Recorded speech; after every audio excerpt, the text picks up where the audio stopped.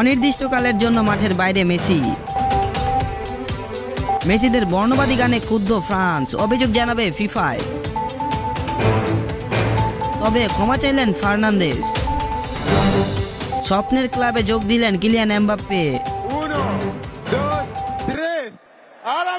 দিয়ে যা বললেন এমবাপ্পে। ফিনালিসিমায় আর্জেন্টিনা স্পেন কবে মুখোমুখি হচ্ছে? 2 বছর নিষিদ্ধ স্পেনের ফুটবল প্রধান। মেসিদের বর্ণবাদী গানে ক্ষুব্ধ ফ্রান্স, অভিযোগ জানাবে ফিফায়। কোপা আমেরিকা জয়ের উদযাপনে বর্ণবাদী গান গেয়েছেন আর্জেন্টাইন ফুটবলাররা। ফিফার কাছে এমন অভিযোগ জানাতে যাচ্ছে ফ্রেঞ্চ ফুটবল ফেডারেশন। রোববার 15 জুলাই কলম্বিয়াকে 1-0 গোলে হারিয়ে কোপা আমেরিকা জিতেছে আর্জেন্টিনা। জয়ের উদযাপনে আর্জেন্টিনার মিডফিল্ডার এনজো ফার্নান্দেস সামাজিক যোগাযোগ মাধ্যমে একটি লাইভ ভিডিও পোস্ট করেন। এই ভিডিওতে ফ্রান্স ঘিরে করা বর্ণবাদী মন্তব্য শোনা যায়। তাতেই চড়েছে ফরাসি ফুটবল ফেডারেশন। 2022 বিশ্বকাপে ফাইনালে ফ্রান্সকে হারিয়ে শিরোপা জেতার পর কিলিয়ান এমবাপ্পেকে নিয়ে বর্ণবাদী গান বানিয়েছিলেন আর্জেন্টাইন সমর্থকেরা। ফার্নান্দেসের ভিডিওতে এবার সেই গানটি গাইতে শোনা গেছে। বার্তা সংস্থা এএফপি সূত্র মতে এই বিষয়টি নিয়ে আর্জেন্টাইন ফুটবল ফেডারেশন এবং ফিফাকে চিঠি দেবে এএফএ। গানটির কথাগুলো এমন: পাসপোর্টে তাদের ফ্রেঞ্চ জাতীয়তা, শোনা কথাটি ছড়িয়ে দাও, তারা ফ্রান্সে খেলে কিন্তু তারা সবাই। এটুকু গাওয়ার পর কেউ একজন ভিডিও বন্ধ করতে বললেন ফার্নান্দেসকে, সঙ্গে সঙ্গে লাইভ বন্ধ করে দেওয়া হয়। ক্ষমা চাইলেন ফার্নান্দেস। ফুটবল ইতিহাস দ্বিতীয় দল হিসেবে টানা 3টি মেজর টুর্নামেন্ট শিরোপা জিতেছে আর্জেন্টিনা। বর্তমান বুয়েন্স এইরেসে উৎসবের স্রোতে ভাসছে আর্জেন্টিনা দল। উৎসবে রঙিন হওয়ার মাঝে অপমানজনক ভাষায় ফ্রান্স দলকে নিয়ে গান গাওয়ায় ক্ষমা চাইলেন আর্জেন্টাইন মিডফিল্ডার এনজো ফার্নান্দেস। 2 বছর নিষিদ্ধ স্পেনের ফুটবল প্রধান। 1 যুগ পর স্পেন ইউরো জিতে দেশে যেখানে আনন্দে মতোয়ারা, ঠিক এমন সময় দেশটির ফুটবল হয়ে উঠেছে অস্থির। আচরণবিধি ভঙ্গের দায় স্পেনের ফুটবল ফেডারেশনের আরএফএফ প্রধান পেদ্রো রোচাকে 2 বছরের জন্য নিষিদ্ধ করেছে স্পেনের প্রশাসনিক ক্রিয়া আদালত টিএডি। ফিনালিসিমায় আর্জেন্টিনা স্পেন কবে মুখোমুখি হচ্ছে? অবশেষে পর্দা নামল কোপা আমেরিকা ও ইউরোর। ইংল্যান্ডকে হারিয়ে 12 বছর পর ইউরোর শিরোপা জিতল ইংল্যান্ড। এদিকে টানা দ্বিতীয়বারের মতো কোপার শিরোপা জিতল মেসির আর্জেন্টিনা। এবার 2 মহাদেশীয় ফুটবল সেরা 2 দলের মুখোমুখি হওয়ার পালা। কোপা আমেরিকা জয়ী ও ইউরো জয়ী চ্যাম্পিয়নশিপ জেতা দলের লড়াইয়ের নাম ফিনালিসিমা। সেই লড়াইয়ে মুখোমুখি হবে আর্জেন্টিনা ও স্পেন। মহাদেশীয় লড়াই শেষ হওয়ার পর এবার দর্শকদের অপেক্ষা রয়েছে ফিনালিসিমার। কনমেবল ও উয়েফা ইতিমধ্যে এটা আয়োজনের সবুজ সংকেত প্রদান করেছে। তবে কবে আয়োজন করা হবে এই ম্যাচটা, সেটা নির্দিষ্ট তারিখ চূড়ান্ত হয়নি। ধারণা করা হচ্ছে 2025 সালের মাঝামাঝি সময় হবে ফিনালিসিমার 3য় আসর।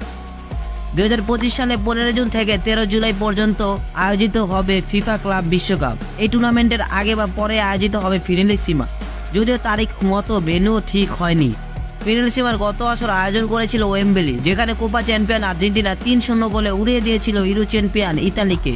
তবে ফিনালিসিমা কোনো মেজর ট্রফি নয়। ফিফার দৃষ্টিতে তা অন্য 10টা সাধারণ প্রীতি ম্যাচের মতোই। 2022 সালের আগে কেবল 2টি ফিনালিসিমা ম্যাচ হয়েছিল। এর আগে 1985 এবং 1993 সালে আয়োজিত হয়েছিল এই প্রতিযোগিতা। প্রথম আসরে খেলেছিল ফ্রান্স ও উরুগুয়ে। দ্বিতীয় আসরে মুখোমুখি হয় আর্জেন্টিনা ও ডেনমার্ক।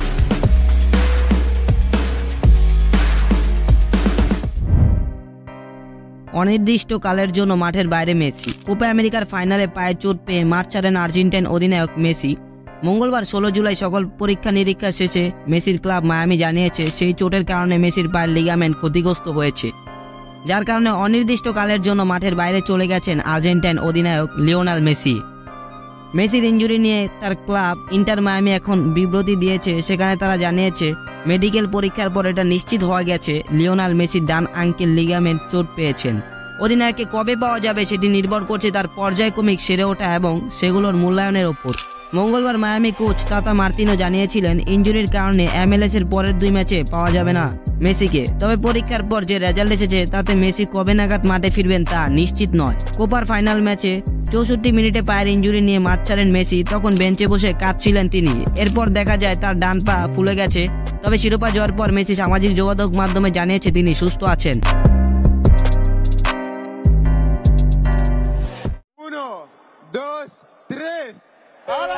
স্বপ্নের ক্লাবে যোগ দিয়ে যা বললেন এমবাপ্পে। দীর্ঘদিন অপেক্ষার অবসান হলো এবার। সান্তিয়াগো বার্নাব্যুতে প্রায় 80,000 দর্শকের সামনে কিলিয়ান এমবাপ্পের বরণ করে নিল রিয়াল মাদ্রিদ। স্পেনে সেই ক্লাবটির প্রতি এমবাপ্পের ভালোবাসা আজকের নয়, সেই শৈশবের। এক যুগ আগে জিদানের ডাকে এই ক্লাবে ট্রেনিং করতে এসেছিলেন তিনি, আর আজ এলেন এই ক্লাবের খেলোয়াড় হয়ে। পর্তুগিজ তারকা ক্রিস্টিয়ানো রোনালদো তার আইডল। 12 বছর আগে জিদানের ডাকে যখন এসেছিলেন এই শহরে, তখন নিজের আইডলের সঙ্গে তুলেছিলেন ছবি, ঘুরেছিলেন জিদানের গাড়িতে। সেই এক যুগ আগে আর এখন আকাশ পাতাল পার্থক্য। সেই শৈশবের ভালোবাসার ক্লাব, সেই ক্লাবেই তিনি খেলবেন। দীর্ঘদিন খেলেছেন নিজ দেশের ক্লাব পিএসজিতে, যেখানে থেকে রিয়ালে যাওয়ার খবরটা অনেক আগেরই। অনেক টানাপড়নের পর রিয়ালের সঙ্গে চুক্তি হয় এমবাপ্পের। তারপর 16 জুলাই সান্তিয়াগো বার্নাব্যুতে এলেন রিয়ালের খেলোয়াড় হয়ে। হাজার হাজার দর্শকের স্লোগান দিয়ে বরণ করে নিলেন ফার্সি তারকাকে। টানেল দিয়ে যখন মাঠে প্রবেশ করলেন তিনি, তখন এমবাপ্পে স্লোগানে মুখরিত হয়ে উঠেছিল পুরো মাঠ। আনুষ্ঠানিকভাবে পরিচয় করিয়ে দেওয়ার পর এমবাপ্পে যখন কথা বলতে শুরু করলেন, পুরো মাঠ তখন নীরব। এমবাপ্পে বলেন, আমি একটু স্প্যানিশ বলার চেষ্টা করি। আমি অনেক রাতেই স্বপ্ন দেখেছি, আজ সেটা সত্যি হলো। আমি খুবই খুশি। রিয়াল প্রেসিডেন্ট এবং যারা আমাকে এখানে নিয়ে আসার জন্য অনেক কাজ করেছেন, সবাইকে ধন্যবাদ।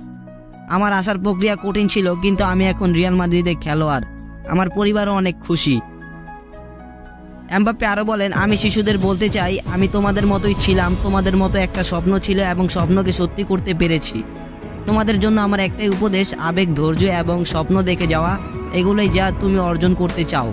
আজ আমি এখানে, সামনে তোমাদের মধ্যে কেউ এখানে থাকবে।